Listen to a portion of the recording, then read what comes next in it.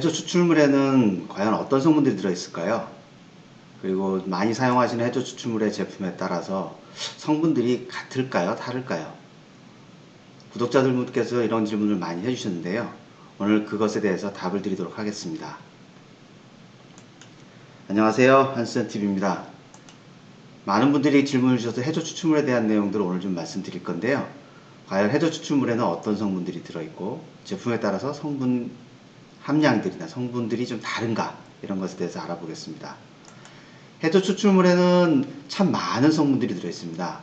하나하나 살펴보면 일단 베타인이라는 대표적인 성분이 들어있죠. 베타인은 수분 조절을 해주는 삼투 조절 물질로 알려져 있습니다. 그래서 수분과 관련해서 스트레스를 조절해준다. 많은 분들이 베타인 성분 덕분에 이 저온기에 또는 꽃샘추위 때 냉해 예방 목적으로도 많이 사용하시고요. 또는 건조했을 때, 그럴 때 수분 관련해서 스트레스를 줄여줄 수 있는 효과가 있고요. 또한 사이토킨이라든가 옥신이라든가 지베렐린과 유사한 그런 천연 호르몬들이죠. 천연 식물 호르몬 성분들이 다량 함유되어 있는 걸로 알려져 있습니다. 그래서 이런 부분들은 합성을 한 것이 아니고 해조 자체, 해조류 안에 천연으로 존재하는 그런 물질들이 그대로 존재하기 때문에 아주 생장에 필요한 만큼만 존재한다고 볼 수 있습니다. 그래서 사이토킨이나 옥신이나 지베렐린이 존재하는 걸로 되어 있고요. 그러다 보니 뭐 세포 분열이라든가 비대 효과 또는 많은 분들 또 발근을 목적으로도 사용하시는 분들이 있습니다. 그 외에 항산화 물질도 존재하는 걸로 알려져 있는데요.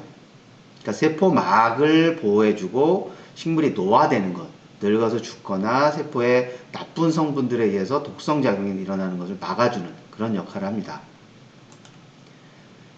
그리고 알기닉산과 마니톨도 많이 들어있는데요. 이 알기닉산과 마니톨은 주 기능이 킬레이팅 기능, 식물체 안에서의 이동과 이온화되어 있는 그 양분이라든가 성분들을 안정화시키는 그런 킬레이팅 능력과 동일하게 베타인과 유사하게 수분을 유지하는 그런 능력이 있습니다.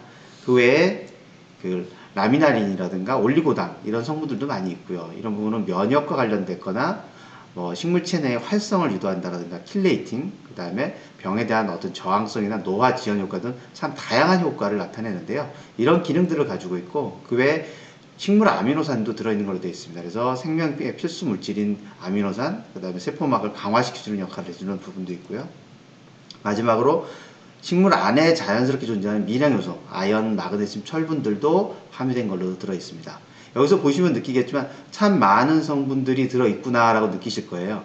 보통 한두 가지가 아니고 해조 추출물 안에 수백 가지가 존재한다고 되어 있는데요. 이렇게 많이 들어있다 보니 약간의 편차가 존재할 수 있습니다. 즉 어떤 회사의 어떤 해조 추출물, 어떤 종이냐에 따라 다를 수 있습니다. 그래서 제조한 회사의 제품에 따라서 성분이 다른가를 살펴보겠습니다. 이 부분은 뭐 많은 회사들의 제품이 그 안에 어떤 성분이 얼마나 들어있는지를 공개하지 않기 때문에 바이오베리가 내부적으로 검토한 자료를 보여드리는데요. 각 회사들과 그 제품은 다 이게 가림 처리를 했습니다. 그래서 어떤 회사인지는 공개하지 않고요. 바이오베리카의 EQ200이라는 제품과 나머지 한 5개 회사의 제품을 여러 가지 어떤 부분에 서로 다른가를 좀 확인해 봤습니다. 봤을 때 이 pH라는 부분에서 보면은 6개 회사의 제품이 약산성부터 중성까지 다양하게 있습니다. 그래서 뭐 다 산성은 아니구나, 또는 건물중을 봤을 때 건물중은 대부분 유기물 함량과 연동이 되는데 유기물에는 뭐 아미노산도 포함되고 카본기가 들어가 있는 것도 다 포함되는 겁니다. 대부분 한 10%대. 근데 특정 이 두 회사 제품은 2%대로 아주 유기물 함량이 또 적습니다. 이것도 특징이겠죠. 그리고 바이오베리카가 약 30% 건물중을 나타내고 있고요. 그 다음에 알기닉산과 마니톨 아까 말씀드린 대로 킬레이팅 기능이 있다 그랬죠.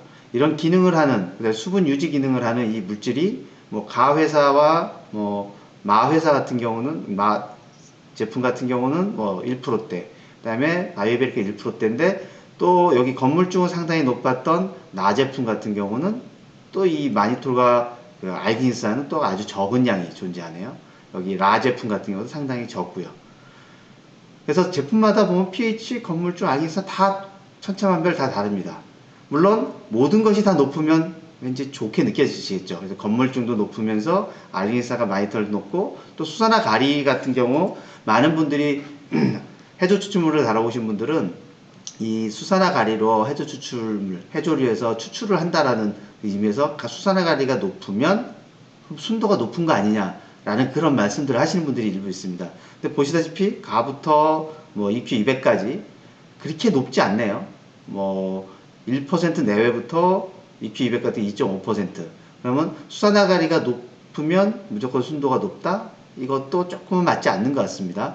다 같은 경우는 거의 수산화 가리가 들어가 있지 않으니까 이걸 사용하지 않는 것 같고요.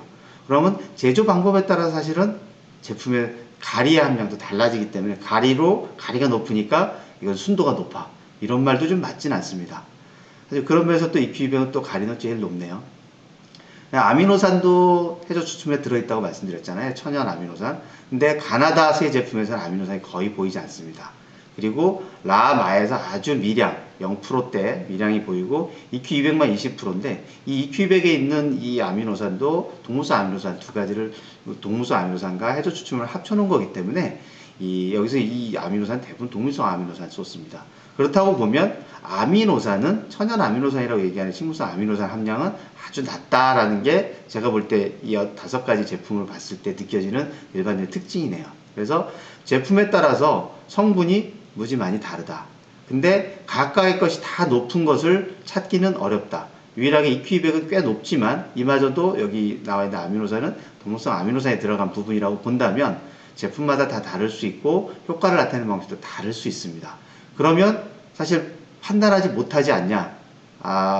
여기 보시는 것에서 본인들이 목적하는 부분들에 맞춰서 사실 선택하시면 될 것 같습니다. 사실 선택이 쉽지는 않겠습니다. 이러한 성분이나 이런 내용들도 회사들이 공개하지 않기 때문에 사실 파악은 어렵습니다. 그 해조 추출물의 결론을 내리면 어떤 성분이 들어있다고 말씀드렸을까요?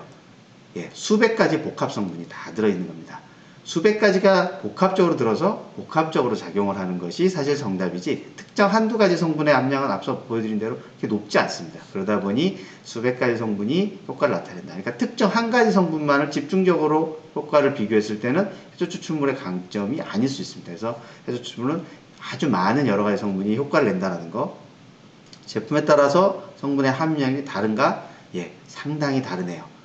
그래서 제품에 따라 효과도 다르게 나타날 수 있습니다.